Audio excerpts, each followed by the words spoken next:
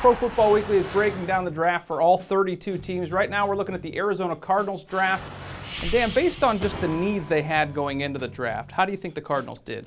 You know, I think at the end of the day, Adam, they did pretty well. People were upset when they got to that third round. They didn't address that offensive line need. But then, they took three of them before the draft ended up, and that was a big need for them. I think in the first round, getting Michael Floyd, who they hope is going to turn into Anquan Bolden Jr., I think that was a good pick. Barry Fitzgerald certainly thinks so. I mean, these guys go way back, and they're going to have, I think, a really strong chemistry. And, I think another thing that comes into play a little bit is we've got Ryan Williams, who we really didn't see last year. So you've got a real offensive influx here, which I think is pretty exciting for the Cardinals. It's almost like an extra pick because Ryan Williams, we didn't see him last year. Now he comes in. Overall, when you look at all their picks, what was your favorite pick they made? Well, I think, Massey is probably a pretty good pick. I think he's got a real good shot at starting at right tackle in place of the injury-prone Brandon Keith. I don't think he's going to be back.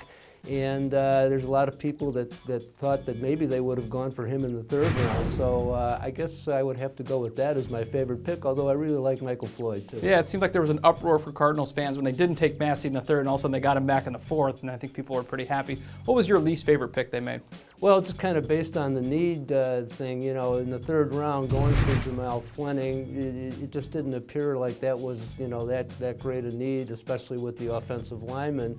But I think the Cardinals, for the most part, go that best available athlete route, and I think they really like him. And in this NFC West this year, you can't have enough good corners. So maybe that will work out. But just from a need standpoint, I wasn't crazy. Yeah, they're also getting Greg Toller back, so it's another cornerback they'll have this year they didn't have last year.